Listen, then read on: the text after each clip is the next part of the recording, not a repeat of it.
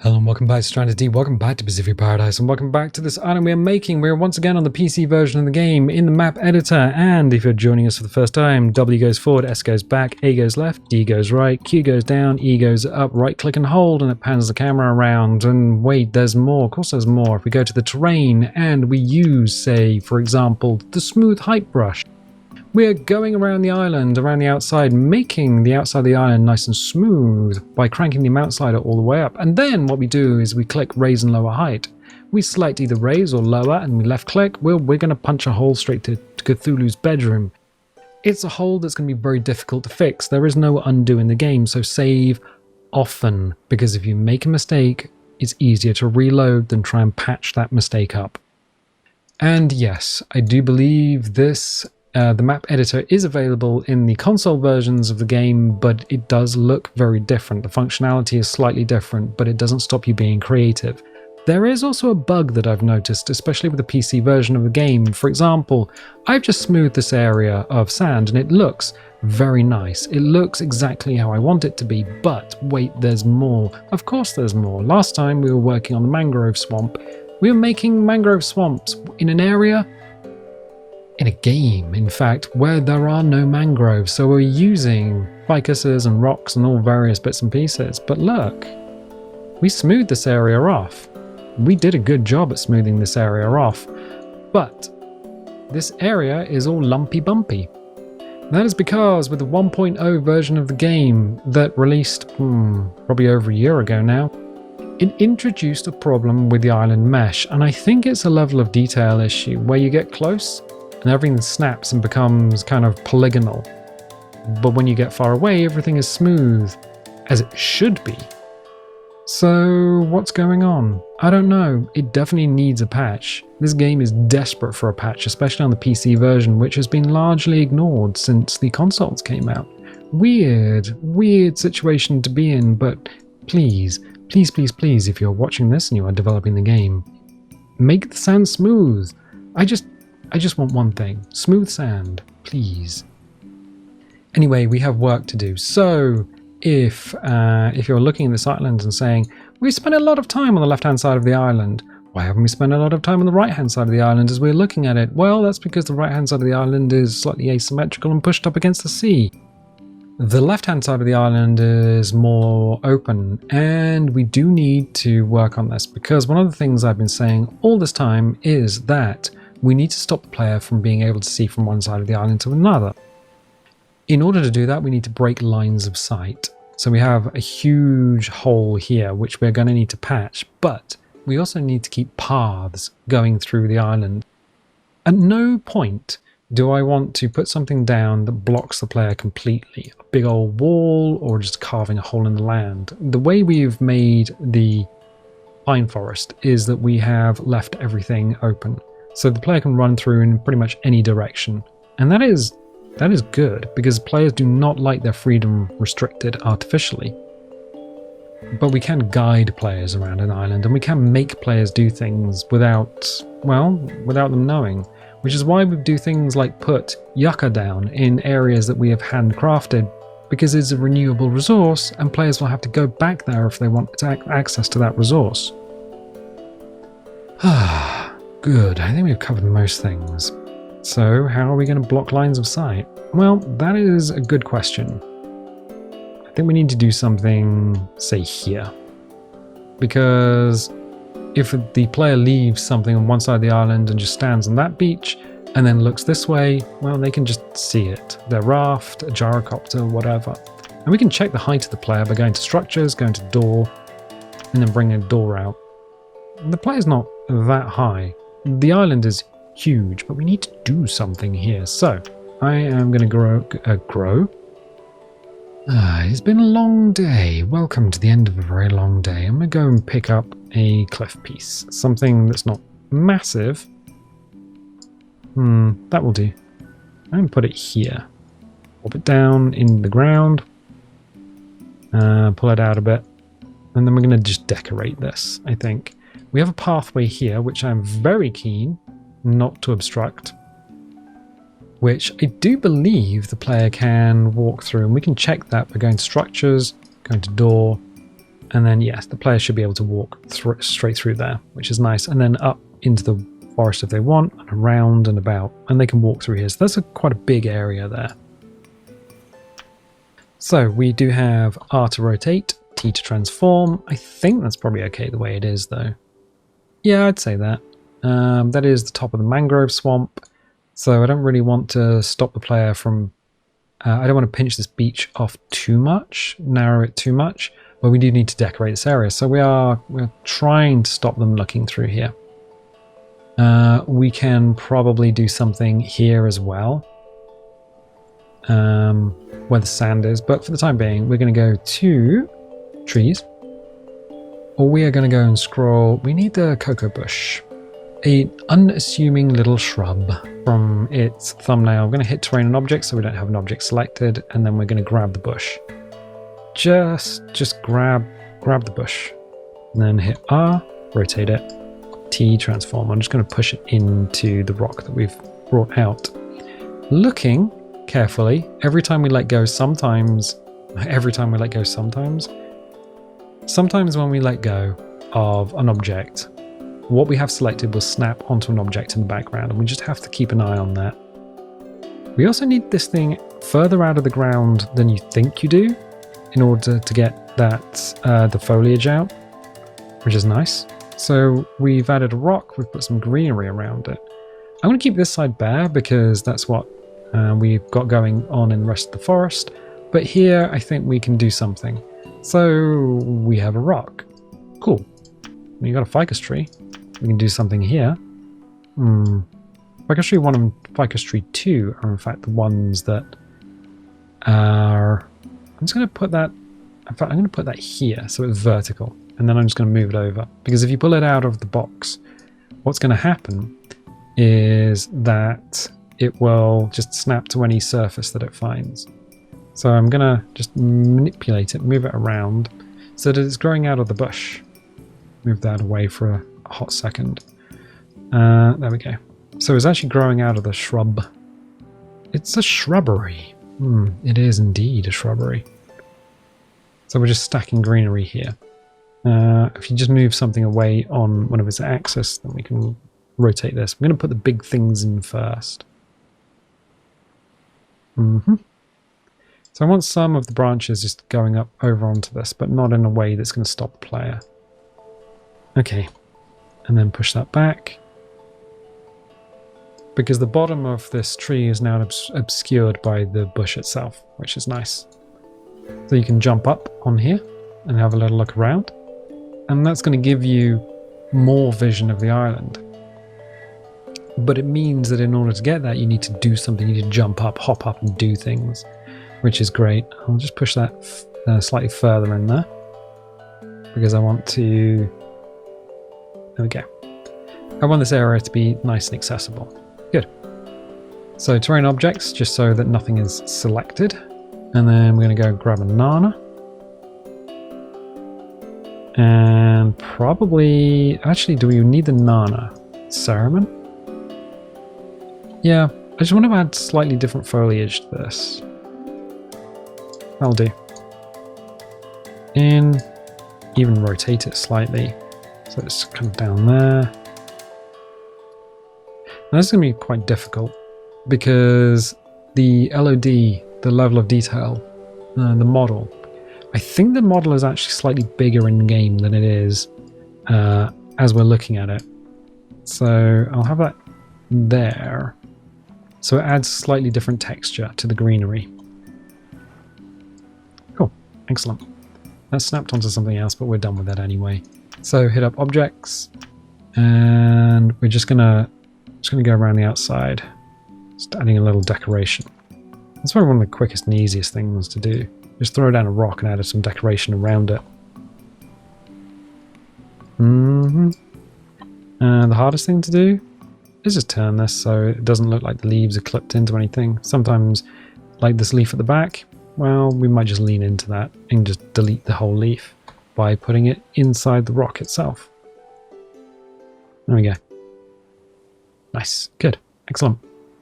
So terrain and objects, just so that we don't have anything selected, so that if we do start moving things around, What we're not doing is accidentally moving anything in the background, because sometimes you can have two things selected. I'm just going to hit R to rotate, because I've noticed the back of this is actually at the ground, and T to transform. Let's push it slightly further in the ground. Has that affected anything here? Well, maybe. So just drop you further in, and you'll be okay. Good. Excellent. Good. We can add some aloe. Well, we could have some bigger plants. One of the downsides, so there are some cracks in the rock, and what I'm going to do is just put that on a crack in the rock.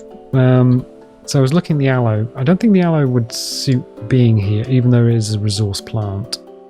One of the downsides of doing this, by putting plants poking out of the rock, the positive side is it looks good. The negative side is if a player slips, they can get stuck on something like this. So hopefully it'll be okay. It's not touching any. Okay, that's fine. Thrown in objects. Good. And then what I'm probably going to do is put in another little ficus. Just a little ficus. PQF. Ficus. That's the big one. So if you don't let go, you can just put it back in its box and just let go there. Now we could put it here where the bush is. Seems like a good idea. R to rotate. Unfortunately, we have now let go of it, and trying to get access to it is, well, as you can probably hear from the mouse clicks, difficult. So that's the rock. I don't really want to move that, and that's the bush. I do want to move that. Okay, we can get that now. So I just put everything back roughly where it was. Good. Nice. So what have you done? Well, we've just added a rock. And then we've added some plants and things around it. On one side at least. The other side, not so much. Well, we probably do need to put something here. This will look a little bit more detailed in the game. But what could we do here? Interesting. More ceremony? I think so. It's probably a good idea. And this ceremony one is huge. So just add that there. T to transform. Let's pop it in. Actually, it snapped away, but I think that's probably okay. Yes, because this pathway now has, just out of the corner of your eye, it has a little bit of greenery as you're moving through along the beach. So from different directions, we have the bush, the cocoa bush, which gives us a huge amount of greenery from a single object. Then we have the trees, which gives us an overhead canopy. And we have these other plants, which just gives us just different foliage. Nice difference in foliage. So I'm just going to come over here. Hit terrain objects, so I don't have anything selected. Pan around. And now we have this here, which is blocking our line of sight out onto the ocean. So its line of sight above and to the side is somewhat blocked, which is good. And if we were in the pine forest and just running around, yep, it's kind of blocking our line of sight to the mangrove swamp, which is nice. And it also continues the mangrove swamp. The trees are the same, so that's kind of good. Occasionally the camera does stutter, and it's kind of doing it now. It's going faster and slower every time it goes past an object. So the camera has no constant velocity. The camera will just go as fast as it is allowed, and it will slow down when you're near an object, which means as you're going past objects, it speeds up and slows down randomly. It also does it when you're close to the island mesh, and being the island mesh is all lumpy bumpy, yeah, it's not a frame rate issue. It is just a camera issue. One of those things that I have talked about for a long time and really, really wish there was a fix for. But that's okay. So we've got this area here, and it's big and it's open. And I do know that we will need big open areas, because one of the things that a player will do is put farm plots down. So I don't really want to put things down where we are completely blocking something off. And sometimes just having a big open area of sand is quite nice. I do feel that there should be something here though. So what we're going to need to do is probably do what we've done here with the mangrove swamp. Put in some rocks and just put in some trees, and that will finish off our task of obscuring vision. Now, we do have this lumpy bumpy terrain. We change the mount slider up and smooth hide around here. I mean, I can do that now. And that's going to heal this all up. Unfortunately, we did this last time. And when we save and go away and come back again, all of this smoothing is going to be undone, unfortunately. But we'll do it for now, so it looks slightly better. So, objects, rocks. And we can just select either a big rock or a couple of small rocks. I think we'll do this with small rocks. I don't really want anything too big here. So, yeah. I just want a couple of small rocks. And we're going to rotate one, transform it. Yeah, I'll do. And this one here. Whoop. It's going to get some altitude. See what we can see from above. And move you around a little bit. Cant it up. Transform. Push it forward. And then from the side, push it down. So we've got a kind of arrow thing going on. Nice. We can extend the size of that a little bit. The interior volume is slightly bigger. Good. That's a good start. So we can move things around. We have to move it up and then sort of across diagonally. That's better. Slightly more in the center. Good. Okay, cool. But wait, what are we going to do here? Well,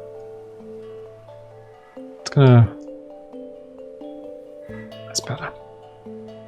May as well work on the structural elements while we still have access to them before we put things around them. Terrain objects. Now we could put more ficus down. That's absolutely something we can do. Or we could put some palm trees down. I think we're actually going to do that. So we'll go back to the trees and we're going to put some palm trees down. Now, player can 100% just go in and chop all of this stuff down. Maybe they will. Personally, my personal preference is if this is an island that we are living on, if this is our home island, then I would leave all the trees alone. So I'm going to put 3 trees of different sizes down. 3 is a good number for a little plot like this. And the reason for that is that it doesn't look like they've been put in a straight line, even though there are 3 straight lines there. We're going to grab some palm saplings, just throw them in. In fact, no, I'm going to delete that. So either you can press delete on the keyboard if you have an item selected. Because wait, there's more. Now we can actually just experiment here. Shoreline rock. Shoreline rock might be a good shout here. So we can push that through and just have a little experiment. I think that might be too much for what we're looking for. Maybe. Yeah. No, I think that is definitely going to be too much. Okay, fine. So if we need something else, we can just add in another small stone here and just rotate it. Sometimes you just have a little look and see if something's going to work for you. And if it doesn't, then get rid of it. The only one you can't get rid of is Shoreline Rock 1 because you can't select it once you've let go. Which is why you should always save. Okay, so we want something here. We can add Wavlar. We can add potato plant. I'm going to put PP down. Just there. I'm going to make this into a little oasis of stuff. So I'm not going to put a koala or a potato. We've got some saplings. We can't put any more pine trees down because we've got the maximum amount. It's the wrong place anyway. Kura. It's a bit on the nose to have a Kura tree right there, but the thing about it is it's a nice structural plant, and also interestingly, the fruit doesn't actually... I mean, it does spawn when you initially load the game up, and then the fruit vanishes, and once the players pick the fruit, it's gone anyway, so... Terrain objects, so we don't have anything selected. We could put a little ficus tree in. This is a little baby one. Actually, that might be a good idea. So if we find ficus tree 1 and just drop them in.